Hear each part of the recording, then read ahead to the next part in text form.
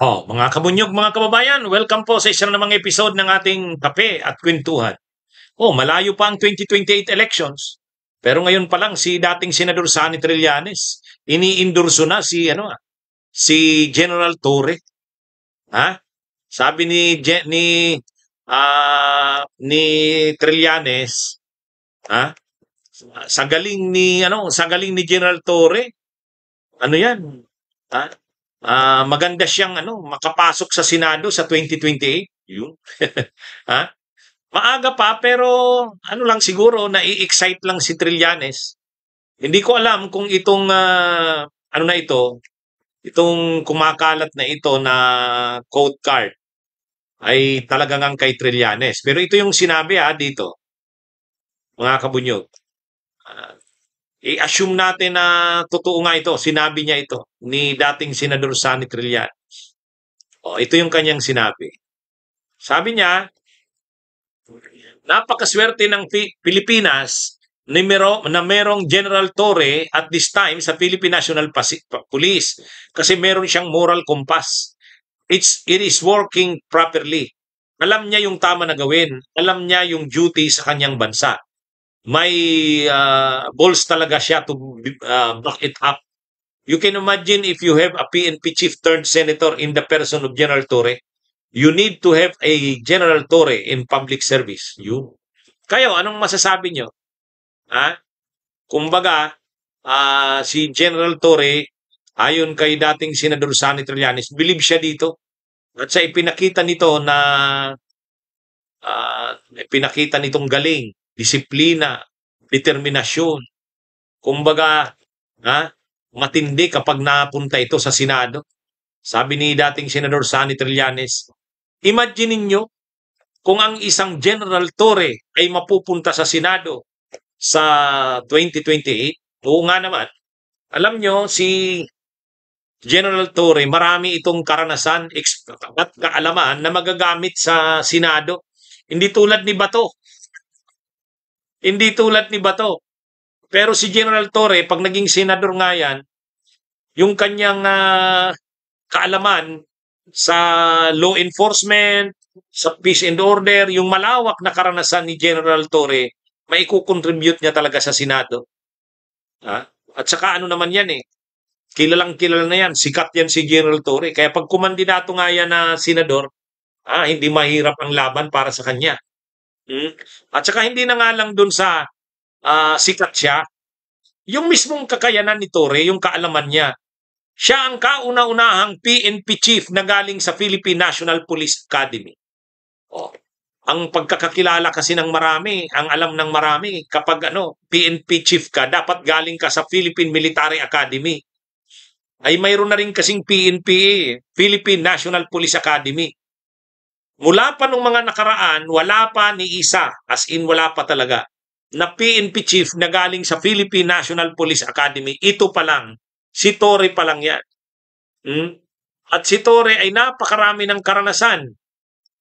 Napakaraming karanasan, napakaraming kaalaman. Dapat yung kanya mga kaalaman, mga karanasan ay magamit sa Senado para makatulong siya sa paggawa ng mga batas na karapat-dapat para sa bayan.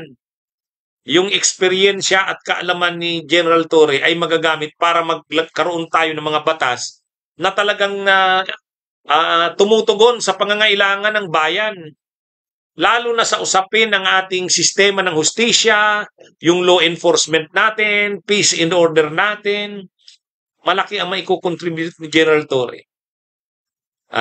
Kaya sang-ayon tayo dyan sa sabi ni dating Senador Sani Trillanes. Ano po ito mga kabunyog? Magandang ito. Saka malaki naman ang tsansang manalo yan kasi sikat sikat si General Torre, kilalang kilala. Huwag lang masira. Kasi malayo pa yung 2028. Baka naman lumaki ang ulo ni General Torre.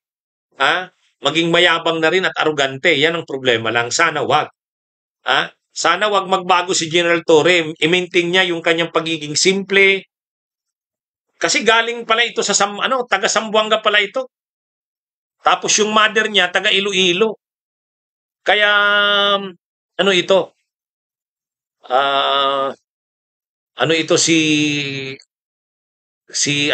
General Torre, galing sa probinsya, galing ng Zamboanga, nag-graduate ng Philippine National Police Academy. Oh, tapos ano 'yan, ngayon na-appoint siyang PNP chief. Kauna-unahang PNP chief na galing sa Philippine National Police Academy. Ha? Ayan, mga kabunyog, mga kababayan. Ayan na, ang nag endorse pa naman sa kanya, si Trillanes. Si Trillanes.